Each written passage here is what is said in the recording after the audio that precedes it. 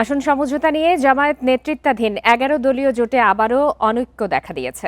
জামায়াতের আচরণ জোটকে ক্ষতিগ্রস্ত করছে অভিযোগ ইসলামী আন্দোলনের।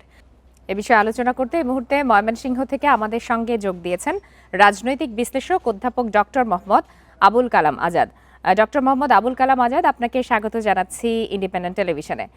আমরা প্রতিবেদনে দেখছিলাম যে জামায়াতের নেতারা এক ধরনের কথা বলছেন, জোটের শরিক নেতারা আরেক ধরনের কথা বলছেন। সেক্ষেত্রে মনোনয়নপত্র প্রত্যাহারের দিনও তো ঘনিয়ে এসেছে। এ অবস্থায় আসন নিয়ে সমাধান না হওয়া কি নেতৃত্বের দুর্বলতা কিনা, আপনি কি মনে করেন? ইন্ডিপেন্ডেন্ট টেলিভিশনের সমস্ত দর্শক শ্রোতা সুমনাদিকে আসলে দেখেন, এর আগে একটা জিনিস জানা দরকার। জামাতের যে রাজনৈতিক আপনার যে লিগেসিটা, এটা আপনার আগে জানা দরকার। দেখেন, বাংলাদেশ স্বাধীন হওয়ার পরে যে দ্বিতীয় সংসদ নির্বাচন, যেটা 1979 সালের 18ই ফেব্রুয়ারি হয়েছিল, সেই নির্বাচনেই শুধুমাত্র আপনার ওয়ান বাক্স পলিসি, যেটা আপনার মনে করেন জামাত, নেজামি ইসলামী, তারপরে খেলাফতে রাব্বানি এবং ডেমোক্রেটিক পার্টি মিলে যে ইসলামিক ডেমোক্রেটিক লীগ একটা করেছিল, সেইখানে কিন্তু 300 আসনের মধ্যে মাত্র 20টা আসনে নির্বাচন করেছিল আপনার এই আইডিয়াল। সেইখানে আপনি আশ্চর্য হয়ে যাবেন যে মাত্র 6টা আসনে পাশ করে জামাত, আর বাকি সবাই ফেল করে। এরপর থেকে জামাতের প্রতি আপনার ধর্মভিত্তিক যে দলগুলি আছে, তাদের একটা অবিশ্বস্ততার জায়গা তৈরি করে ফেলেছে।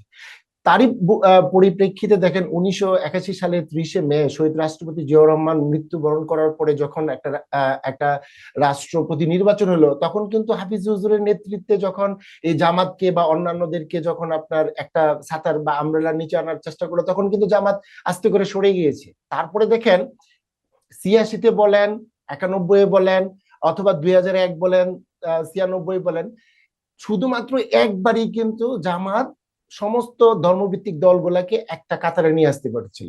এরপরে কিন্তু আর কখনোই হয় নাই।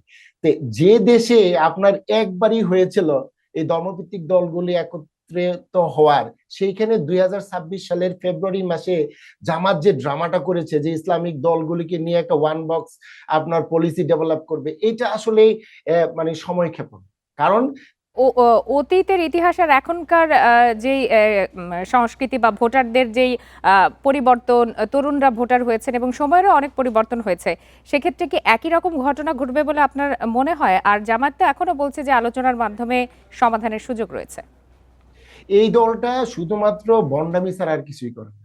মুখে বাউতাবাজি, যত ধরনের আপনার বন্ডামি আছে। আর একটা জিনিস দেখেন আপনি, এই জিনিসটা কিন্তু মাথায় রাখেন, সেটা হলো আমাদের যে সৈয়দ ওয়ালিউল্লাহ সাহেব, সেই বিখ্যাত লাল সালু উপন্যাসে একটা কথা কিন্তু ছিল যে এক গড়ে দুই পীর থাকতে পারে না। তো সেইখানে আপনার মনে করেন এই ইসলামী আন্দোলন বাংলাদেশ এবং জামাতে ইসলাম, এই দুই পীর একত্রে আপনার মনে করেন যে একসাথে নির্বাচন করবে, এটা দিবা স্বপ্ন ছাড়া আর কিছুই না।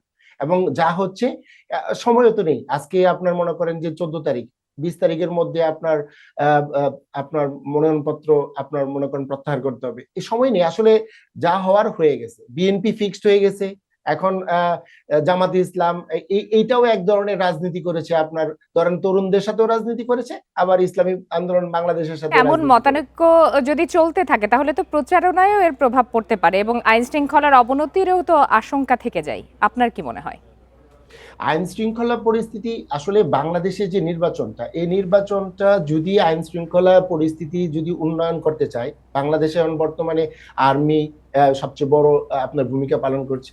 পাশাপাশি আপনার র্যাব, বিডিআর, বিজেপি এবং পুলিশের যারা এখন মোটামুটি মনোবল ফিরে পেয়েছে, এদেরকে যদি আপনার একত্রিত করতে পারে, আমার মনে হয় না যে আইন শৃঙ্খলা পরিস্থিতি এই নির্বাচনে, সামনের যে নির্বাচন, এই নির্বাচনে বড় প্রভাবক হবে। তবে হ্যাঁ, এখন যে দৃশ্যমান হাদি থেকে শুরু করে আপনার কিছুদিন পর পর যে দুর্ঘটনাগুলো ঘটছে, এগুলা বাংলাদেশের ইতিহাসের সাথে, নির্বাচনের কালচারের সাথে অনেকটাই মানে অ্যাডাপ্টেড একটা সিচুয়েশন আমার কাছে যা মনে হচ্ছে। জি, ডক্টর মোহাম্মদ আবুল কালাম আজাদ, আপনাকে অনেক ধন্যবাদ আপনার মূল্যবান মতামতের জন্য।